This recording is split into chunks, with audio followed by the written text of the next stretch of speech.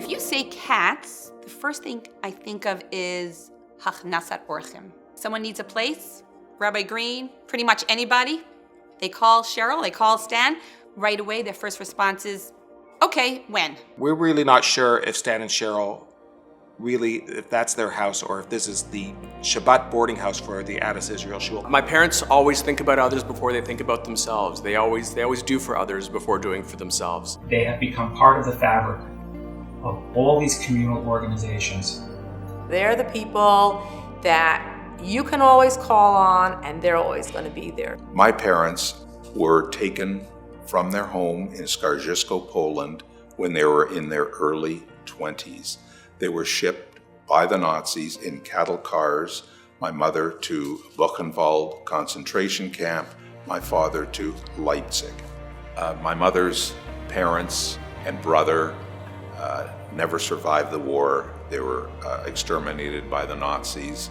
My father's parents and his 3 brothers also were exterminated by the Nazis. I was born in a DP camp, a displaced persons camp, and on my DP card it states stateless Jew. My parents were my mentors. They were involved in everything in the community. My mother was relentless in voluntary work and was successful at everything she did, and my father worked along with her. My mother always said, because we didn't have a lot growing up, that if you can't give from your pocket, you give from yourself. Sheryl Katz is involved in the breadth and length of our community. There's hardly any area that is not touched by her leadership, by her tenacity, by her vision, and her ability to get things done.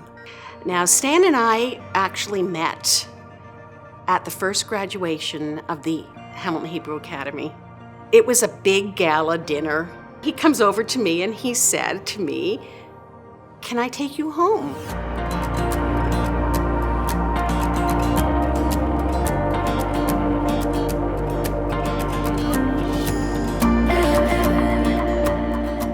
We've been married 45 and a half years. We've raised 3 amazing, beautiful children, and we have 11 grandchildren. I enjoy life to the fullest.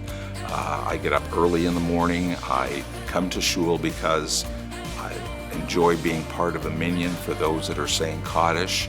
And then my real job begins as welcoming the beautiful children that arrive every morning to the HHA. It gets me excited when they repeat, "It's a beautiful day at the HHA." Now that's a great way to start the day at the HHA.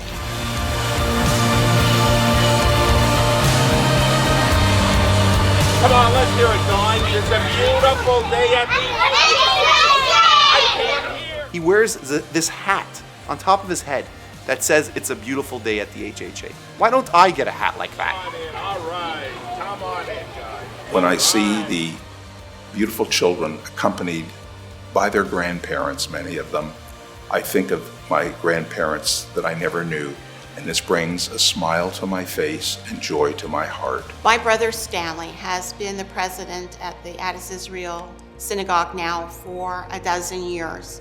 They're part of a family. Whatever is needed, they are there. And that's the type of person that can be a president. Stan Katz is the consummate president because he is a leader that brings people together.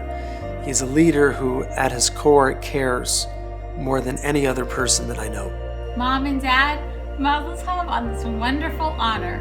What does a Hamilton Hebrew Academy mean to me? It means that every day is a beautiful day at the HHA.